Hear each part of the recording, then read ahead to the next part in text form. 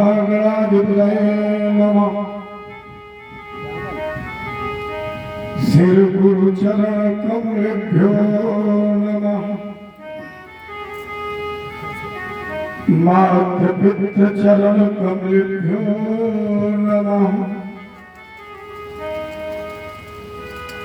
अखंड मंडलाकारं व्याप्तमेन चराचरम् तद्भगं दर्शितं येन तस्मै श्री गुरवे नमः। कृष्णाय वासुदेवाय हरे परमात्मने प्रतिक्लेश नाशाय गोविंदाय नमो नमः। अतुलित बलधामं शरणशैलावदेहं गदगदबल कृशानं ज्ञानिनामग्रगण्यं सकल गुण निधानं वानराणामधीशनं रघुपति प्रिय भक्तं वातजातं नमामि। जय गुरु भगवान की, जय कृष्ण भगवान की, रामचंद्र की, उमापति महादेव की, आदि शक्ति दुर्गे मैया की, भागवत भगवान की, ब्रह्मचंद्रवली की। जय जय श्री राधे, जय जय श्री, जय जय श्री।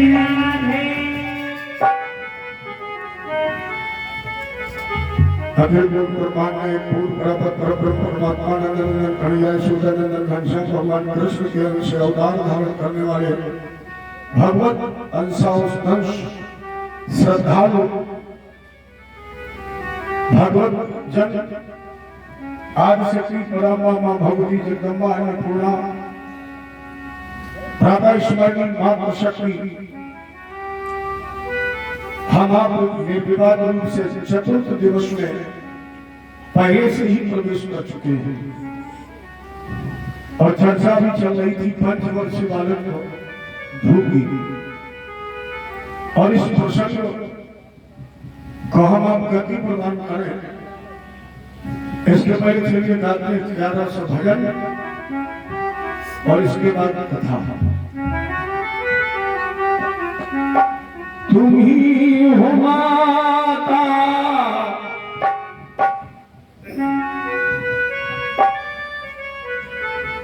तुम ही हो माता पिता तुम ही हो, तुम ही हो बंधु सखा तुम ही हो माता पिता कोई हो बंधु सखा तुम ही हो माता, तुम ही हो माता पिता तुम ही हो बंधु सखा तुम ही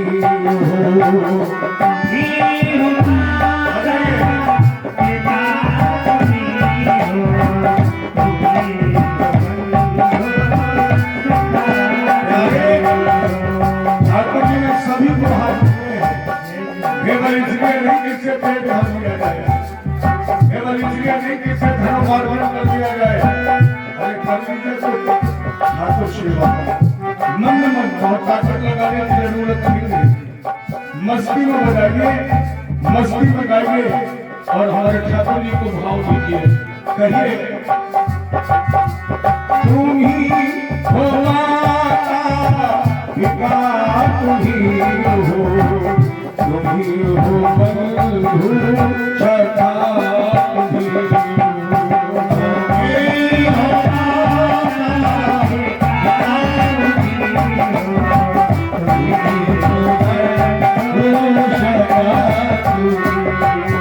तुम ही हो साथी, सहारे कोई ना कोया सिवा तुम्हारे।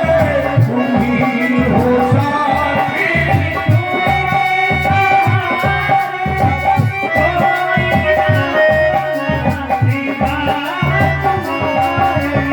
ही हो मैया, तुम ही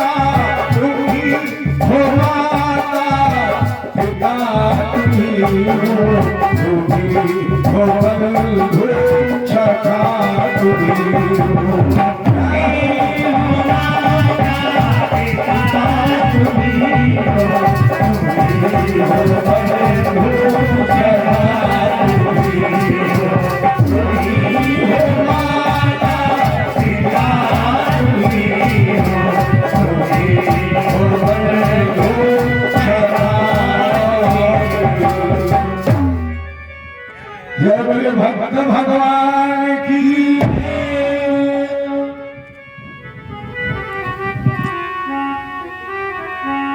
ध्रुव चरित्र को जब मैंने सुना तो दो हमें निष्कर्ष मिले। कभी कथा सुनने के बाद कुछ ना कुछ निकलना चाहिए। तो हमें पहला संदेश मिला इस कथा को सुनकर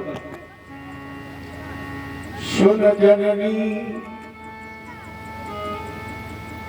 सोई सुत बड़ भागी अजो पितुमातु चरण अनुरागी। जो माता पिता के चरणों की सेवा करते हैं, जो अपने माता पिता के आदेश का अक्षरशः पालन करते हैं, उन्हें निश्चित परमात्मा तत्व की प्राप्ति होती है। भले क्रोध से ही सही, आवेश में ही सही, बैठ से ही सही, अगर सूरज ने धक्का न मारा होता तो क्या ध्रुव परमात्मा की तरफ मुड़ता? लेकिन जब ध्रुव भगवत दर्शन करके लौटा तो सबसे पहले सूरज ने गोद में उठाया कि सूरज ने जिन्हें कहा गर्भे तुम साध्यात्मानम यदि शस्त्र पाशनम बैठन को नभ गोद जो लिखा हो तो कर्म तो सुनीत के गर्भ से काहे बोले तो जन्म। अरे तेरे भाग्य में पिता की गोद में ही बैठने लिखा होता तो तू अभागिन सूरज की सुनीत की कोख से जन्म लेता। लेकिन जब ध्रुव लौट कर गया तो सबसे पहले उसी सूरज ने गोद में उठा लिया। क्यों? उत्तर बाबा ने दे दिया है, जा पर कृपा राम गए होई, उठा पर कृपा करे सब कोई। जिस पर राम जी की कृपा होती है, जिस पर हमारे ठाकुर जी की कृपा हो जाती है, उस पर तो संसार कृपा करता है। सूरज ने ध्रुव को गोद में उठा लिया। इन्हीं के वंश में आगे चलकर अंग से एक पुत्र पैदा हुआ जिसका नाम रखा गया बेन। बेन का मतलब ही होता है पाप। महात्माओं के मारण मंत्र के प्रयोग से जब बेन का प्राणांत हो गया तो इसके दोनों भुजाओं का मंथन हुआ, नर नारी का जोड़ा प्रकट हुआ। नर का नाम रखा गया पृथु और नारी का नाम रखा गया अर्ची। राजा जी ये वो पथु हैं जिन्होंने पृथ्वी को समतल किया है, बराबर किया है, जगह जगह नगर बसाए हैं, गांव बसाए हैं, पूर्वा बसाए हैं। आपने देखा होगा छोटे छोटे मजरा बसे हुए हैं। ये महाराजा पृथु की ही चलाई हुई परंपरा है। एक के वंश में आगे चल करके वे प्राचीन वन, इन्होंने तो इतने यज्ञ किए थे कि इन यज्ञों में प्रयुक्त कुशाओं को जब विसर्जित किया गया तो सारा भूमंडल फट गया। इतने यज्ञ किए। इन्हीं के पुत्र का नाम था प्रचेता। प्रचेता से दक्ष जी का जन्म हुआ। लेकिन राजा ये प्रसंग हम तुम्हें आगे चल करके सुनेंगे दक्ष जी का, क्योंकि अभी तो मेरे मन में विचार उठाए हैं कि क्यों ना हम स्वयंभू के दूसरे पुत्र का इतिहास तुम्हें सुनाएं। क्योंकि प्रीवत्तान पादौ शतरूपा पते सुतौ। प्रीव्रत और उत्तानपाद। उत्तानपाद जी का इतिहास आपने सुना। प्रीव्रत ने 2 विवाह किए। राजा परीक्षित ने कहा क्यों महाराज? मैंने तो सुना प्रीवतो भागवत आत्मा रामा कथम मुने गृहे रमति अनमूला कर्म बंध पराभो। प्रीवतो भागवत एक परम भागवत है, अपनी आत्मा में रमण करने वाला है। यह जो नारद के उपदेश से विरक्त हो चुका है, या जिसको ये संज्ञान में आ जाए कि गृहस्थी बनने को झंझट है, अब वो फिर उसी गृहस्थ जीवन में बदल जाए। क्यों? जैसे पता लग जाए कि आपके अगले कदम पर कुआं है, ये जानकारी हो जाए, इसके बाद जो जानबूझ करके कुएं में व्यक्ति कूद जाए, कारण क्या है? सुखदेव जी का राजन ये तो स्वप्न है। हम आप सभी गृहस्थ बैठे हैं, सबके पास अनुभव है। गृहस्थ जीवन व्याधियों का मूल है। आप इस गृहस्थ जीवन में एक समस्या का समाधान नहीं कर पाएंगे, दूसरी प्रारंभ हो जाएगी। लेकिन परमात्मा जितनी जल्दी कृपा गृहस्थ पर करता है, ध्यान देने की बात है, उतनी जल्दी भगवान ब्रह्मचारी, वानप्रस्थी और सन्यासी पर कृपा नहीं करता जितनी जल्दी गृहस्थ पर करता है। क्यों करता है? अरे ब्रह्मचारी भजन करता है, उसका काम है। वानप्रस्थी सन्यासी भजन करता है, ये उसका काम है। जैसे मैं आपके सामने कथा कह रहा हूं, ये मेरा कर्म है, ये मेरी ड्यूटी है कि मुझे यहां कथा कहनी है। गृहस्थ इसलिए श्रेष्ठतम है कि वो इस कथा में तन भी दे रहा है, मन भी दे रहा है और धन भी दे रहा है। तीनों चीजें दे रहा। हमारे घर गृहस्थी के कार्यों में उलझने के बाद भी सुलझ कर कुछ ना कुछ समय भगवान को दे रहा है। इसलिए जितनी जल्दी आप पर परमात्मा प्रसन्न है, उतनी जल्दी करने वाले और करवाने वालों पर नहीं है, क्योंकि तो उनका कर्म है। लेकिन गृहस्थ अगर भगवत कृपा चाहता है तो जीवन में 3 बातें जरूर मान ली। अगर आपने 3 बातें मान ली तो हम व्यासपीठ से आपसे निवेदन करते हैं, इसके बाद आप अगर मंदिर नहीं जाएंगे तो भी कल्याण हो जाएगा। आप अगर व्यासपीठ की 3 बातें मान लेंगे, इसके बाद आप कथा नहीं सुन पाएंगे तो भी कल्याण हो जाएगा। और अगर आपने ये 3 बातें न मानी तो आप रोज मंदिर जाएं, रोज भागवत पढ़े नहीं, पोथी खरीद के शहद में मिला के चाट जाए दवा समझ के, तो भी कल्याण नहीं है। क्योंकि ये ग्रंथ 3 बातें ही तो बताता है। मैं तो कहता हूं आप लोग रामायण को मत मानिए, रामायण की मानिए, भागवत को मत मानिए, भागवत की मानिए। आप माता पिता को मत मानिए, माता पिता की मानिए। आप गुरु की मत मानिए, गुरु की तो मानिए। तो ये ग्रंथ हमें 3 बातें बताता है। पहली बात बताता है मातृ पितृ देवो भव। मेरी एक बात मान लीजिए, आपके लिए सबसे बड़ा तीर्थ, सबसे बड़ा भगवान माता पिता है। और मैं दावे से कह रहा हूं अगर माता पिता की आपने सेवा नहीं की तो कल्याण अनिश्चित है। अरे आप लोग बताइए, गणेश जी का प्रसंग बड़ा है, इसमें देवताओं में विवाद हो गया, बड़ा था। ब्रह्मा जी ने कहा जो समस्त भूमंडल की परिक्रमा करके पहले आ जाएगा वो सबसे बड़ा है।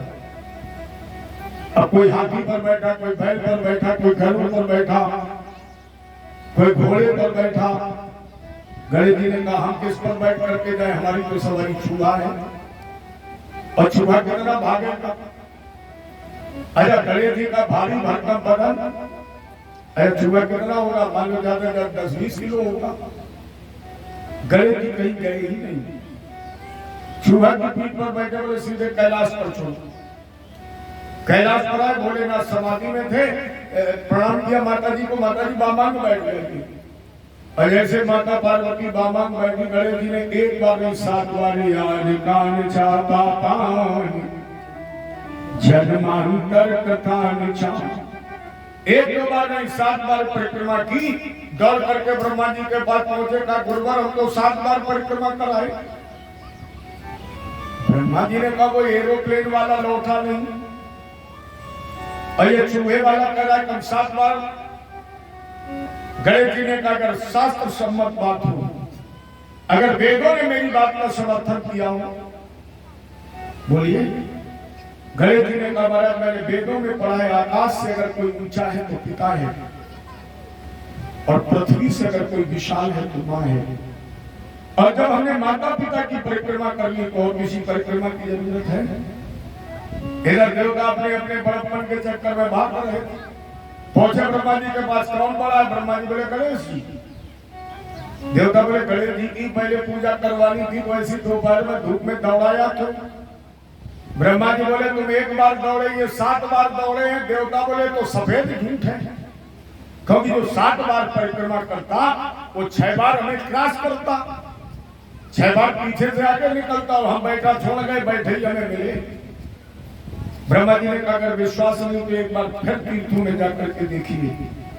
राजेंद्र जो भी देवता जिस तीर्थ में पहुंचता था वहां पर गणेश जी के चूहे के पैर बने मिलते थे। बताइए किसका प्रभाव है? कहीं गए नहीं गणेश जी, किसका प्रभाव है? माता पिता का ही तो प्रभाव है। परशुराम जी ने अपने पिता का आदेश माना, मां का सर काट दिया। पिताजी ने कहा बेटा चिरंजीवी अजल अमर वरदान मांगो। परशुराम जी ने कहा माता जी को जीवित कर दो। तो परशुराम जैसा मात्र अच्छा आज का व्यक्ति होगा, कह देता 300 तो लगेगी नहीं, भाई मर गया कट गया, माता भी कट गई, चलो छुट्टी हो गई। लेकिन परशुराम जी ने अपने भाइयों को भी जीवन दान दिया और माता को भी जीवन दान दिया। ये हमारे आपके सबसे बड़ा देवता, सबसे बड़ा भगवान माता पिता है। और अगर आपने इनकी सेवा कर ली तो आपको और किसी की सेवा की जरूरत नहीं है। दूसरा नियम गुरु देवो भव, गुरु की मान लीजिए, गुरु की सेवा कर लीजिए। और तीसरा नियम है हमारा आपके लिए अतिथि देवो भव। अतिथि अतिथि हम आपके नहीं है, मैं आपका अतिथि नहीं हूं, क्योंकि मेरे आने का समय निश्चित हो, मेरे जाने का भी समय निश्चित है। क्योंकि जो हमारी तिथि जाने की है उसके बाद हमें कोई रोकेगा नहीं, रोकेगा भी तो हम रुकेंगे नहीं। आने नहीं तिथि माने समय, जैसे आने का कोई समय निश्चित नहीं है। अचानक असमय अपरिचित व्यक्ति आपके दरवाजे आ जाए, आप उसकी सेवा भगवान समझ करके कर लीजिए।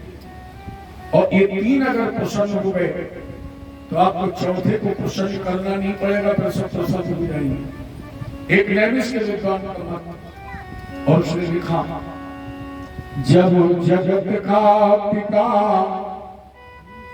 पालने वाला है, जब जगत का पिता पालने वाला है, गैर के दर पे जाना मुनासिब नहीं।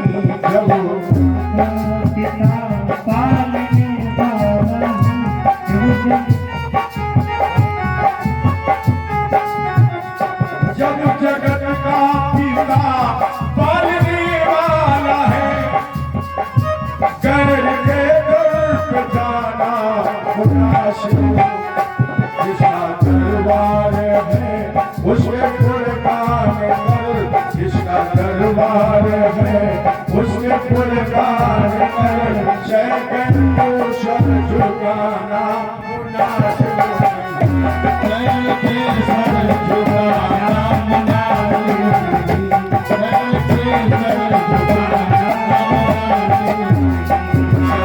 जगत का पिता पालने वाला है, गैर के दर पे जाना मुनासिब नहीं। जब जगत का पिता पालने वाला है, गैर के दर पे जाना मुनासिब नहीं। भागे की कितनी बड़ी मूर्खता, उस अभागे की कितनी बड़ी मूर्खता, पास गंगा के रहकर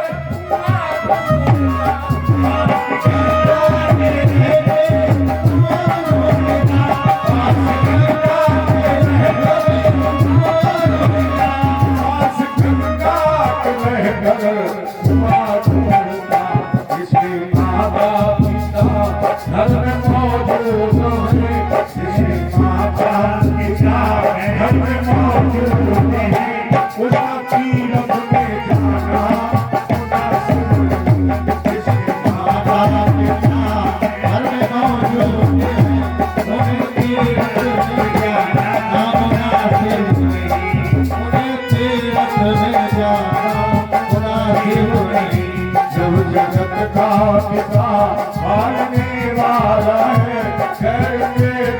जाना खुदा शिव नहीं। जब जगत का पिता आने वाला है, नहीं जगत जाना खुदा शिव नहीं।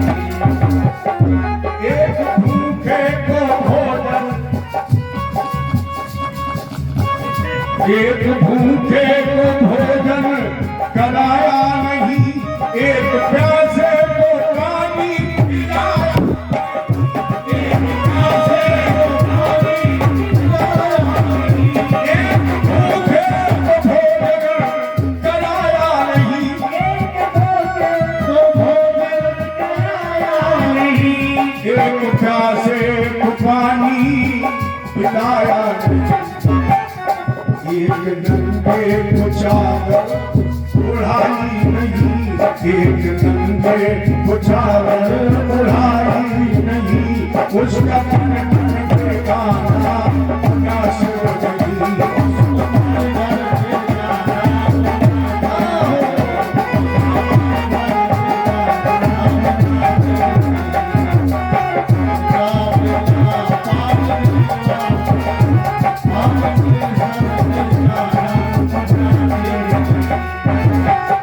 झूठी दौलत पे तू इतना मगरूर है, ये दौलत भगवान की भी नहीं है। आप अपने गांव में ही देखिए, बहुत लोग ऐसे तुम्हारे सामने होंगे जो करोड़पति की राजपाटपति बन गए हैं। बहुत लोग ऐसे भी होंगे जो तुम्हारे सामने खाटपति थे और आज तो अरबपति बन गए हैं। ये मेरे ठाकुर जी का खेल है। झूठी दौलत पे तू इतना मजबूर है, आज इंसान से इंसान बहुत दूर है, आज इंसान से इंसान बहुत दूर है, आज इंसान से इंसान बहुत दूर है। जिसको इंसानियत की झलक ही नहीं, जिसको इंसानियत की झलक ही नहीं, उसको इंसान कहना खुदा शिव नहीं। उसको इंसान जब जगत का पिता पालने वाला है, जब जगत का पिता पालने वाला है, कर के गर्भ जाना खुदा शिव नहीं। कर के गर्भ जाना खुदा शिव। मान लो आज मेरी सभी बातों को। उस कवि ने इशारा किया, अगर मानो तू अपने जीवन में कल्याण चाहता है तो फिर एक एक बात पर गौर करो, जीवन में उतार लो। मान लो आज मेरी सभी बातों को, थोड़ी सुन लीजिए आज विमलेश की।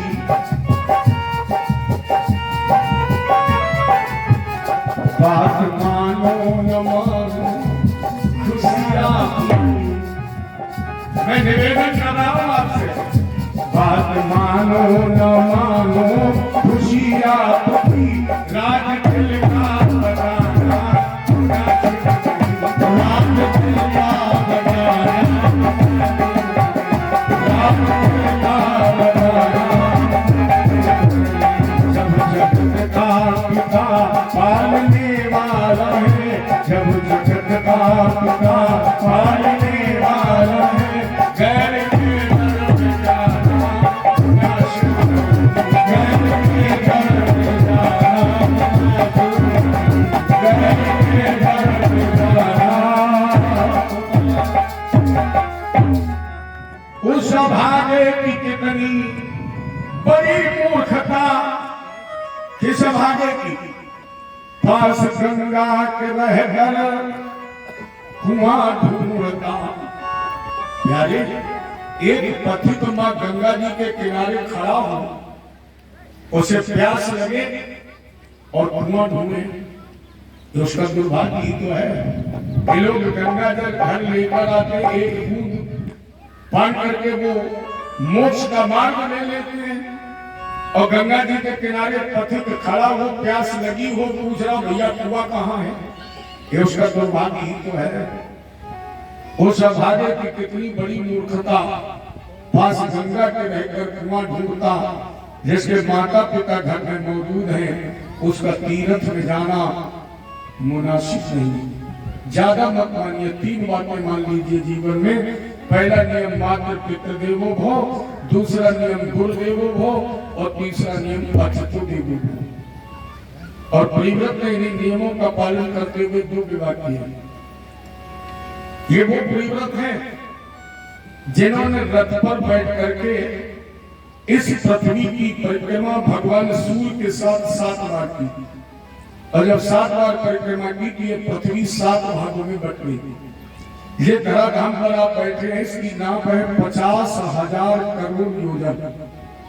राजन, 1 योजन में 4 कोस होते हैं और 1 कोस में 3 किलोमीटर होते हैं, और इसकी पूरी नाप है 50,000 करोड़ योजन। परिव्रत ने अपने रथ पहियों से 7 समुद्रों का निर्माण किया और ये पृथ्वी 7 भागों में बट गई, जिनके नाम पड़ गए जम्बू, प्लग, शाल्मली, कुश, क्रोध, शाक और पुष्पक। ये 7 द्वीप बने। इन्होंने अपने ज्येष्ठ पुत्र अग्निदेव को जम्बूद्वीप का राजा बनाया। जैसे पूर्वचित नाम की अप्सरा से विवाह करके 9 पुत्र पैदा किए। जैसे नाम के पुरुष कुल हिरण्मय, भद्रासुर के 9 पुत्र पैदा किए। और जब पूर्वचित नाम की अप्सरा स्वर्गारोहण करने के लिए चली गई तो अग्निदेव ने जम्बूद्वीप के 9 खंड किए। अपने एक पुत्र को एक खंड का राजा बनाया। प्रथम खंड का नाम था अजनाभ खंड, जिसके राजा बने नाभि, जिनकी पत्नी का नाम था मेरु देवी। इन्होंने पुत्रेश यज्ञ के द्वारा एक पुत्र प्राप्त किया था, जिसका नाम रखा गया था ऋषभ। भगवान के राजा ने जो 24 अवतार हुए हैं, इन 24 अवतारों में ऋषभ देव जी एक अवतार है। ऋषभ माने होता है श्रेष्ठ, जिन्होंने इंद्र की पुत्री जयंती से विवाह किया और 100 पुत्र पैदा किए। इन 100 पुत्रों में से 9 पुत्र योगेश्वरों के नाम से प्रसिद्ध हुए, जैसे चमत्स, द्रुमिल, करभाजन, कवि, हरि, प्रबोधे 9 योगेश्वरों के नाम से प्रसिद्ध हुए। ऋषभ जी के 81 पुत्र नैष्ठिक ब्रह्मचारी बन गए। अब ऋषभ जी के पास बचे 10 पुत्र। राजन, इन 10 पुत्रों में सबसे बड़े पुत्र का नाम था भरत।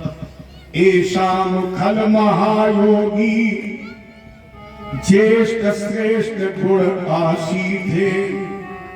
जैसे श्रेष्ठ गुण थे। जिस देश में हम आप बैठे, पहले इस देश का नाम अजनाब वर्ष ही था।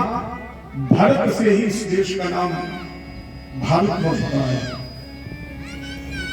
भरत माने भवन भक्ति, रथ माने प्रेम, रथ माने लगन, रथ माने निष्ठा, रथ माने श्रद्धा, रथ माने समर्पण। भरत हम उसे कह सकते हैं जिसके जीवन की हर श्वास परमात्मा के श्री चरणों में समर्पित है। 1 मिनट में इधर इतिहास पर दृष्टि डालना। आज तक अपने इतिहास में 3 भरत पैदा हुए, 3 राम पैदा हुए, 3 अखंड बाल ब्रह्मचारी पैदा हुए, 3 ऐसी विभूतियां आई हैं जिन्होंने भगवान के पूर्ण विराट रूप का दर्शन किया। चलो अपनी जगह।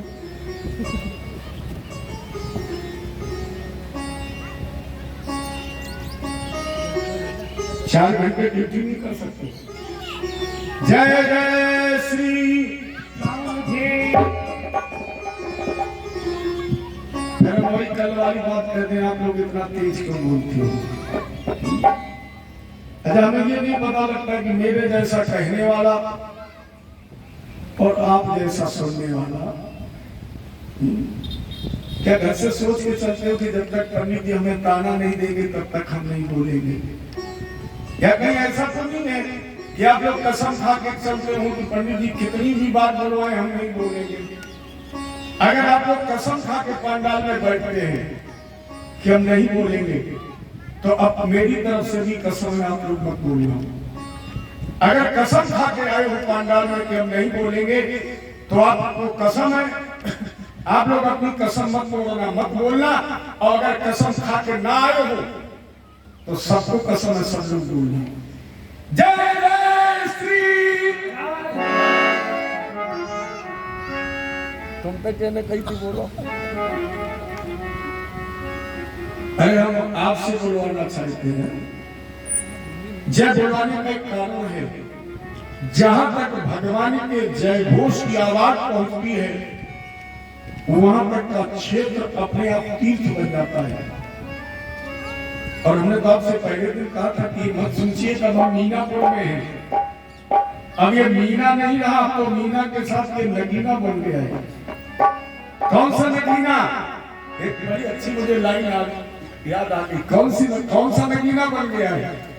जिसके लिए हनुमान जी ने कहा, देख लो मेरे दिल के नगीने में श्री राम जानकी।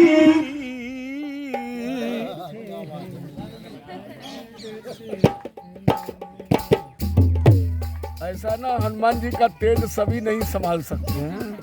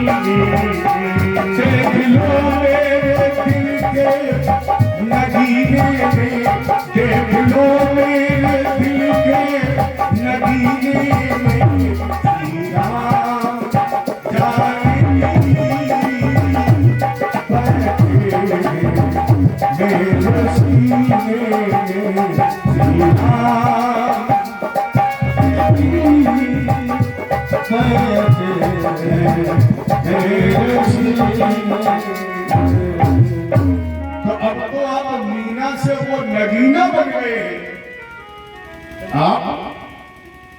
अब मीना से वो नगीना बन गए हैं, जैसे कणकल में प्यारे प्रभु का वास हो गया है। और इसके बाद भी अगर आप न बोले, ये मेरे साथ कुछ घोष करिए, जय जय श्री राम। शाबाश। ये बात हम बोलते ना तो मुझे ऐसा लगता है कि अब कथा हो रही है, और जब नहीं बोलते तो मुझे ऐसा लगता है कथा नहीं हो रही है, ऐसा लग रहा है जैसे व्यथा हो रही है। चलिए कुशल पर 3 ऐसे अखंड बाल ब्रह्मचारी जिन्होंने भगवान के सानिध्य में पूर्ण ब्रह्मचर्य का पालन किया है। 3 ऐसी महान विभूतियां जिन्होंने भगवान के पूर्ण विराट रूप का दर्शन किया है। अपने देश में ऐसी 3 लड़कियां भी पैदा हुई जिनका जन्म सतयुग में हुआ और त्रेता को पार करके इनका विवाह द्वापर में हुआ। सबसे पहले 3 भारत। एक भारत की कथा आपके सामने चल रही है। शम्या भाव में सूक्ष्मतम हम आप पर प्रकाश डालेंगे कथा का, क्योंकि लक्ष्य प्रहलाद चरित्र तक पहुंचना है। कथा भी आपकी 5वें स्कंद में प्रवेश कर चुकी है और 7वें को पूर्ण करना है। तो एक भरत की कथा आपके सामने है, दूसरे भरत रामायण में है। दशरथ के कई पुत्र भरत और तीसरे में द्वापर में दुष्यंत शकुंतला पुत्र भरत। और आप तीनों का इतिहास पढ़ना, एक से एक बढ़ करके उदार, दानी, त्यागी और धर्मात्मा हुए तीनों। 3 राम, सतयुग में पैदा हुए परशुराम, त्रेता में पैदा हुए कौशल्या नंदन राम, और द्वापर में पैदा हुए कृष्ण के बड़े भैया बलराम। 3 अखंड बाल ब्रह्मचारी। वैसे ब्रह्मचारी बहुत हैं, आज भी है, क्योंकि जिस दिन पुरुष का ब्रह्मचर्य नहीं रहेगा और स्त्री का सत्यत्व नहीं रहेगा, उसके लिए पृथ्वी भी नहीं रहेगी। पुरुष का ब्रह्मचर्य पुरुषार्थ और स्त्री का सत्य, इन्हीं दो पे संतुलन कर ये पृथ्वी दिखी है। तो ब्रह्मचारी पहले भी बहुत थे, लेकिन 3 अखंड बाल ब्रह्मचारी। और उसमें पहला नाम आता है परशुराम जी का, दूसरा नाम आता है अनंत बलवंत हनुमंत महाराज का, और तीसरा नाम आता है द्वापर में भीष्म पितामह का। 3 ऐसी महान आत्माएं जिन्होंने भगवान के पूर्ण विराट रूप को दिखाया। कहते मैं ठाकुर जी विराट बने तो बहुत हो गए, सबसे पहले भगवान बन गए दैत्यराज बलि क्या विराट, क्योंकि तब बालोवत तेज अपारा रूप विराट ब्रह्म आगारा। एक चरण भगवान ने दैत्यराज बलि का विराट रूप बनाया, तो एक पैर कहा था भगवान का, एक चरण अपनी पर दयालु। एक पैर भगवान का पृथ्वी पर था और दूसरा पैर सबका भरण एक पट गयो। भूलोक भालोक स्वालोक जनलोक कपलोक महलोक शत्रुलोक, लेकिन भगवान का पूर्ण विराट रूप नहीं है, ये आंशिक विराट रूप है। विराट तो भगवान दुर्योधन के आगे बने हैं, लेकिन यह भी सूक्ष्म विराट रूप है। फिर भगवान पूर्ण रूप कहां बने? वो पहला सौभाग्यशाली कौन? जैसे भगवान के पूर्ण विराट रूप का दर्शन किया। एक बार जननी हनवाई, एक बार जननी हनवाई, कसनार बनना पौराई।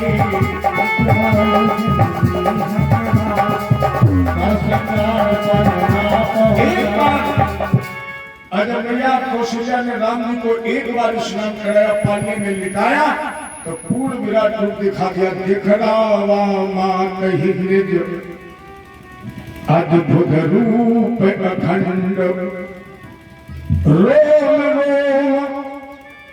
प्रतिलागे, कोटि कोटि ब्रह्मांड। एक ब्रह्मांड की कोटि कोटि ब्रह्मांड। तो पहली सौभाग्यशाली मैया यशोदा कौशल्या, जिन्होंने भगवान के पूर्ण विराट रूप का दर्शन किया। और दूसरा सौभाग्य मिला द्वापर में मैया यशोदा जी को। कृष्णामदा भक्ष, भगवान ने मिट्टी खानी, और जब यशोदा जी ने मुंह खुलवाया तो उसमें मिट्टी का डेरा नहीं था। दिखरावा मां कही निज अद्भुत रूप अखंड, भगवान कृष्ण के खुले हुए मुख में संपूर्ण ब्रह्मांड। और वही तीसरा सौभाग्य द्वापर में ही मिला है गांधी भाई अर्जुन को। महाभारत के प्रारंभिक जन्म में जब अर्जुन को मोह हो गया, गांधी सड़कने लगा, तो भगवान ने भ्रम को दूर करने के अर्जुन को विराट रूप का दर्शन करा दिया। 3 कन्याएं, और यह सबसे पहला नाम है मां गंगा का। गंगा जी का जन्म सतयुग में हुआ वामन भगवान के पैर के धोबन के रूप में, और इनका विवाह त्रेता को पार करके द्वापर में हुआ महाराजा शांतनु जी के साथ। दूसरी कन्या है रेवती जी, रेवत की पुत्री, जिनका जन्म सतयुग में हुआ और त्रेता को पार करके इनका विवाह द्वापर में हुआ बलराम भैया के साथ। और तीसरी है जामवंत की पुत्री जामवती, इनका भी विवाह द्वापर में हुआ भगवान कृष्ण के साथ। तो इस श्रृंखला में आप भारत जी का इतिहास ऋषभ देव जी के द्वारा जो चलाया गया धर्म है, आज विश्व में वो जैन धर्म के नाम से जाना जाता है। जैनियों के जो प्रथम तीर्थंकर हैं ये ऋषभ देव जी ही हैं। ऋषभ देव जी ने अपने पुत्रों को बैठाला और उपदेश किया। यानी वास्तव में पिता हो तो ऋषभ देव जैसा हो, मां हो मदालसा जैसी, भाई हो भरत जैसा, मित्र हो प्रहलाद जैसा, राजा हो अम्बरीश जैसा। राजा परीक्षित ने कहा कि पिता ऋषभ देव जी जैसा क्यों हूं? सुखदेव जी ने कहा कि जो उपदेश पिता ऋषभ ने अपने बच्चों को दिया है। आज तक कोई पिता अपने बच्चों को उपदेश दे ही नहीं पाया, क्योंकि हर माता पिता चाहता है कि हम अंधे कुएं में गिरे तो हमारे बच्चे भी गिरे। कोई माता पिता कहता है कि गृहस्थ जीवन से विरक्त होकर भजन करो, कोई कहता है कि तुम जन्म मृत्यु के बंधन से छूटने का उपाय करो। माता पिता भी कहता है कि हम पढ़े तुम भी पढ़ो, हमने कमाया तुम भी कमाओ, हमने मकान बनवाया तुम बेटा 3 मंजिल का बनवा लो, विवाह कर लो, 2-4 बच्चे पैदा कर लो, पूरी जिंदगी उसी में फंसे रहो। ये हर माता पिता चाहता है। लेकिन ऋषभ देव जी ने ऐसा नहीं किया। ऋषभ देव जी ने अपने बच्चों को बैठाला और कहा बेटा ये शरीर संसार के दुखदायी विषयों के भोग के लिए नहीं मिला है। पुत्रों ने पूछा फिर क्यों मिला? ऋषभ देव जी ने कहा बेटा नायम देहु देह भाजम लोके और कष्टान कर्मान हते विभुजामिये तपो दिव्यम पुत्र कायेन सत्यम और स्वदेव इस्माल ब्रह्म सौखम त्वनंतम। बेटा इस शरीर संसार के दुखदायी विषयों के भोग के लिए नहीं मिला। और अगर आपने अपना ये मनुष्य जीवन संसार के विषय में भोग में वासनाओं में व्यतीत कर दिया है तो याद रखना फिर ये इतना गिरा हुआ है, इतना पतित है कि फिर इसे सुअर भी नहीं चाहता है। ये श्रेष्ठ कब है? जब भजन किया जाए, और अगर भजन न किया, सत्संग न किया, ज्ञानार्जन न किया, दान न किया तो फिर ये शरीर याद रखना सुअर भी नहीं चाहता है। फिर ये शरीर सुअर से भी गया गुजरा है। एक दिव्यम बेटा इस शरीर से इतनी उत्कृष्ट तपस्या करो, वो दिव्य तप करो कि आत्मा शुद्ध हो जाए और आत्मा शुद्ध होकर के अनंत वर्ग को प्राप्त कर ले, ब्रह्म में हो जाए। और नहीं तो क्षण भंगुर जीवन की कल गाओ और कल प्रात पुजानी खिली ना खिली। मलयाग्र सुत शीतल मंद सुगंध समीर कल प्रात पुजानी चली न चली। कलिकाल कुठारी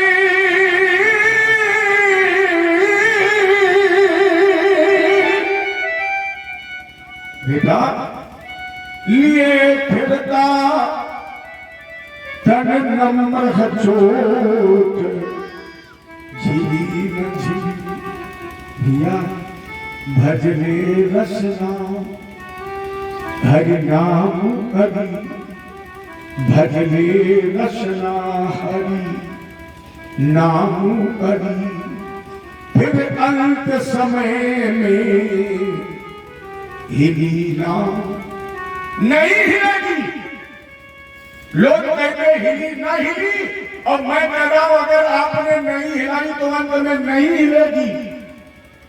आपको कहेंगे पंडित जी आपने तो बिल्कुल दावा कर दिया नहीं हिलेगी। मैंने दावा नहीं किया है, मानस में बारी ने कह दिया है। कोटि जन्म मुनि यतन करा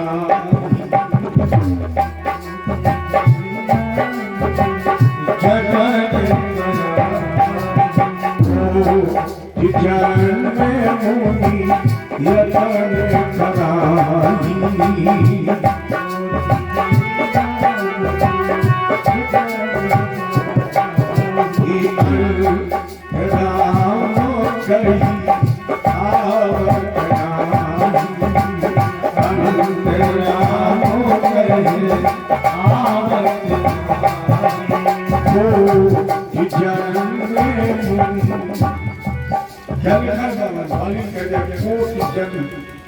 कोट वाले प्रकार, कोट वाले करोड़ जन्म तक नित्याभ्यासी अंत में राम नहीं कर पाता है। अब राजा जरा विचार कर लो, जब नित्याभ्यासी अंत में राम नहीं कर पाता है तो जिसने कभी नहीं कहा तो कह लेगा, वो नाम नहीं ले पाता है। फिर वो क्या करता है? एक बार एक व्यक्ति मरना तो सबको है। लोग कह रहे थे दादा जीवन का अंतिम समय आ गया, सब कुछ छोड़ो, राम कहो राम। अब वो इधर उधर अब बोलने का ही नहीं रहा, इधर उधर देखें और थोड़ा इशारा करें। लड़कों ने कहा ये बोल नहीं पा रहे हैं, बार बार इशारा कर रहे हैं, इसके मतलब कहीं कुछ है। एक बार अगर दादा को अगर मर गए तो सारी संपत्ति गई, इसीलिए इशारा कर रहे हैं। लड़के बोले डॉक्टर साहब केवल 1 मिनट बोल जाए, चाहे जितना खर्चा लग जाए। लड़के तो चक्कर में थे। डॉक्टर बोले कि ठीक है एक उपाय करके देखता हूँ, 5000 का इंजेक्शन है। बच्चे बोले बात नहीं डॉक्टर साहब 11 ले दो, लेकिन 1 मिनट को बोल जाए। डॉक्टर साहब ने इंजेक्शन लगाया, जरा से होश में आए। बच्चे बोले दादा क्या कहना चाहते हो? दादा बोले तुम कहने के पड़े हो। अब वो देखो कड़वा पूरी झाड़ू चबाई जा। बच्चे बोले गए 5000 का। मेरे कहने का मतलब समझे? कोटि जन्म मुनि यत्न कराही, अनंत राम कही आवत। अगर अभ्यास नहीं किया है तो फिर तुम भी मरते समय के बच्चों से कहोगे कि बड़ा झाड़ू खा रहा है। ये कम से कम जप लो, अभ्यास कर लो बेटा, इसलिए तब इस शरीर से इतनी उत्कृष्ट तपस्या करो कि आत्मा शुद्ध हो जाए। हालांकि एक बात ध्यान रखना, जिस दिन से तुम भजन करना प्रारंभ करोगे, बिल्कुल अच्छी बात है गांठ बांधने की, जिस दिन से तुम भजन करना प्रारंभ करोगे, संसार के लोग उसी दिन से तुम्हें बदनाम करना शुरू करेंगे, ये निश्चित है। और अगर तुम बदनामी से डर रहे तो भजन होगा। और दूर मत जाइए, इसी कथा में आपके गांव के ही लोग जब तुम आते हो ना 3 बजे तो जरूर कहते होंगे बड़ा पुजारी बन गया है। तो क्या हम पूजा करना बंद करते हैं?